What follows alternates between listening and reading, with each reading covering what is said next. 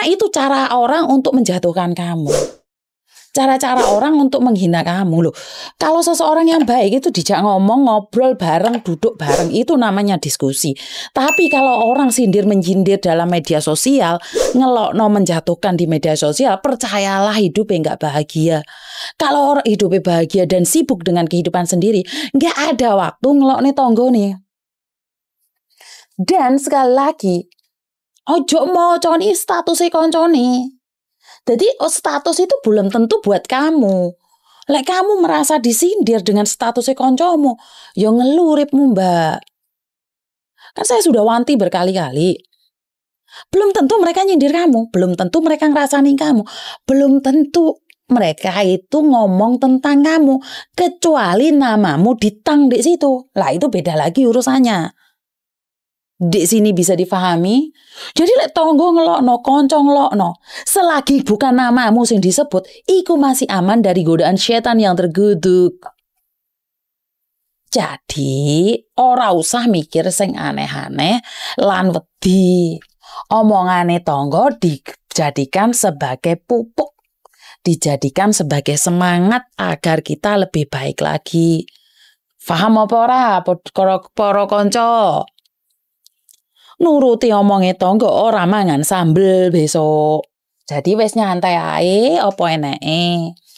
Dan buat mbak-mbake sing senengane menyindir, wis to lah lerenono lek nglakoni kaya ngono kuwi. Buat mbak-mbaknya sing ngelok-ngelone tanggane sing di luar negeri saiki gak entuk apa-apa, wis ta lah lakoni dhewe uripmu. Lho Mbak Yuni iki gak tau ngelokne wong, tau. Nglabrak wong tau. Tapi apa hasilnya? Gak ono. Karena itu saya berhenti berharap. Loh ada yang buat status, sampai di screenshot deh aku buat status nyindir Mbak Yuni. Loh aku bilang, loh gak ada nama aku le. Ya apa kok iso nyindir aku? Gak ada, itu bukan menyindir saya. Cuman kebetulan kalian merasa bahwa itu kata-katanya buat saya. Tapi saya pribadi gak merasa. Ya wah.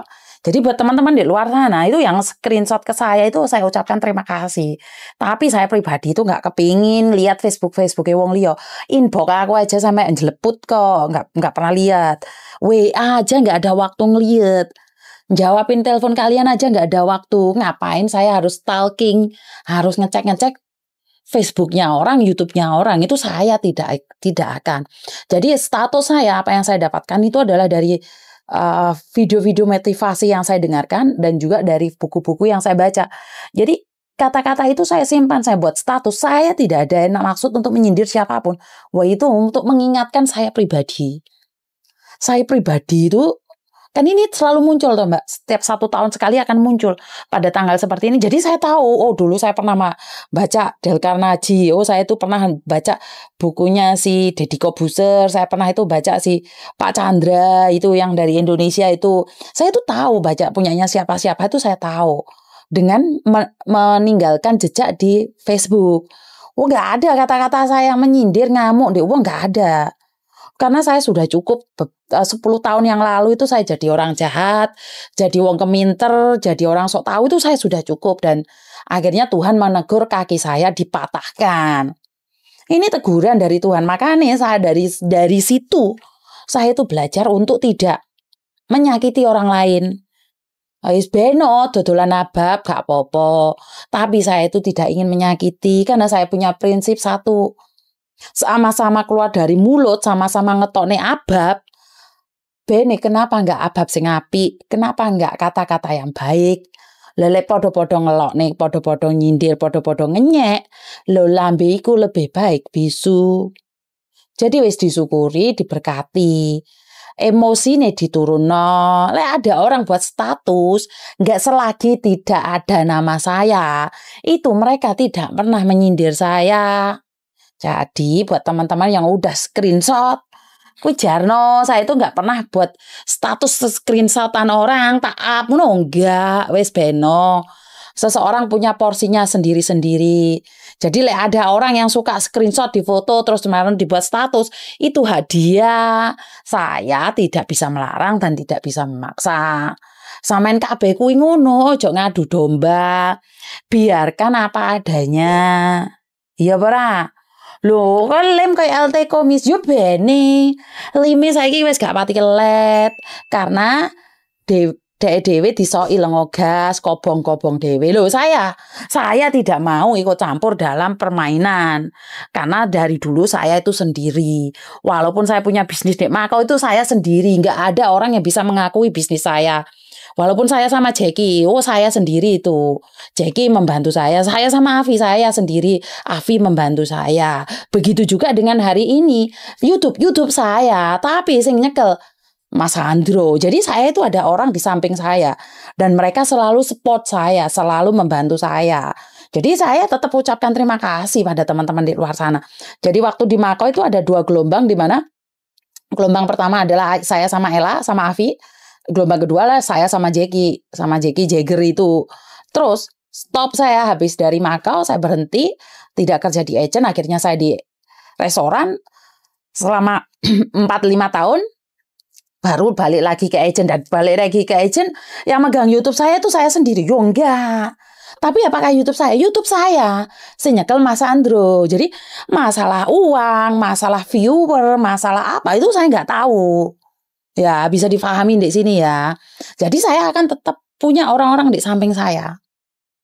Miss Yuni boarding house itu punya Avi ya, punya. Yo terserah, udah orang mau ngakuin punya siapa nggak ada masalah. Tapi memang saya yang babat, saya sendiri yang babat. Cuman saya babat tanpa dirawat. Yo percuma. Jadi ada Jackie, ada Avi. Begitu juga dengan YouTube saya. Di YouTube saya babat. Tapi yang mengembangkan yo Mas Andro. Loh, ini kenyataan. Pada akhirnya Mas Andro nggak gabung sama saya. Loh, itu masalah personal saya sama Mas Andro. Yo, saya tidak akan membahas di tempat umum. Jadi gimana ya? Saya kenal Mas Andro sudah lama, tapi bukan berarti saya tahu full Mas Andro sih, ya tidak. Apakah saya itu selalu cocok dengan Mas Andro? Ya enggak. Ada gesekan-gesekan ada bentrokan-bentrokan itu ada. Gimana cara menanganinya? Orang guys status di Facebook, duduk bareng diselesaikan karena kita itu tidak mencari sensasi. Kita itu mencari solusi. Loh, Mas Andro pingin cari sensasi. Loh, yo di up no. Oh, Mas Andro juga tahu kejelekan saya. Oh, Mas Andro juga ngerti betapa nggak baiknya saya. Piye saya ngamuk anak-anak saya itu Mas Andro tahu. Loh, Mas Andro bisa up itu semua di Facebook. Kalau dia ingin menjatuhkan. Tapi kalau dia ingin mengingatkan sebagai teman, maka dia akan datang, Miss Yuni, jangan seperti ini. Soalnya seperti ini akan seperti ini, seperti itulah. Itu namanya mengingatkan. Itu namanya teman, itu namanya bestie. Tapi wis ora bestie-bestian. Wedi salah lagi. Namanya orang itu dia yang menyakiti, dia yang play victim. Nah, itu yang kebanyakan. Dia sing nyolot, dia sing nyokot. Tapi sing getien dia. Lah itu yang soro. Dia yang mukul, tapi dia yang berdarah. Lebih ya, dibales saya ora, malah merasa play victim, malah seolah-olah disakiti. Iku sing soro. Jadi seolah-olah itu membuat drama di antara kawan-kawan sendiri. Kalau saya pribadi, apakah saya melakukan? Tidak. Nggak wedi aku, Mbak. Wedi sikilku ceklek meneh kok. Paham maksud saya? Lho lek sikil ceklek, tangan ceklek gak apa-apa, lek gulu sing ceklek iku lho sing soro. Jadi saya pribadi selalu mengingatkan buat teman-teman, ojo percaya omongane tonggo, ojo percaya omongane konco. Ono konco sing gak pura-pura jadi temen tapi sebenarnya musuh dalam selimut di mana mencari sensasi. Jadi tepuk dada tanya selera. Loh, perkara temanmu menyakiti, kenapa Miss Yuni tidak membalas? Lah, apa untungnya? Bales-balesan. Oh, saya membahas sekali 2 kali cukup. Karena pribadi saya bukan mencari sensasi. Pribadi saya bukan menjual sensasi. Memang saya jual konten, jual abab. Tapi abab yang beradab dan bermanfaat. Jadi ora dodolan abab. Terus mari ngono dadi guyonan karo kanca-kanca dhewe. Yo muga-muga amalku, ababku iki dadi manfaat buat kalian semua. Muga-muga telinga kalian itu baringi sehat, iso mendino ngrungokno keluh kesah kanca-kanca yang lain. Karena sekali lagi jangan bermain drama dalam hidup ini. Lek iya bilang iya, lek tidak bilang tidak, lek butuh bilang butuh, lek kebelet bilang kebelet. Ojo sok suci, sok gaya, sok pinter, sok-sokan. Karena apapun yang bersok-sok itu punya akibat mental ke kamu sendiri. Loh Miss Yuni ki stres. Iya, saya itu stres. Dino tiap hari ngerungokno curhatan. Loh kok gelemis? Karena saya punya prinsip satu. Masalah itu adalah berkat. Tanpa ada masalah kita tidak akan mendapatkan berkat. Sikilku ceklek itu berkatnya apa? Aku tahu kalau aku itu punya penyakit kanker, punya penyakit ini, penyakit itu. Kalau kaki nggak patah, nggak mungkin aku di rumah sakit.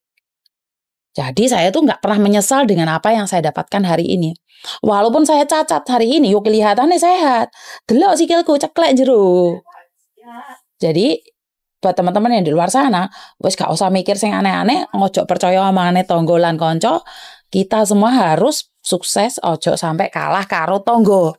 Ya, matur nembah nuwun. Wassalamualaikum warahmatullahi wabarakatuh.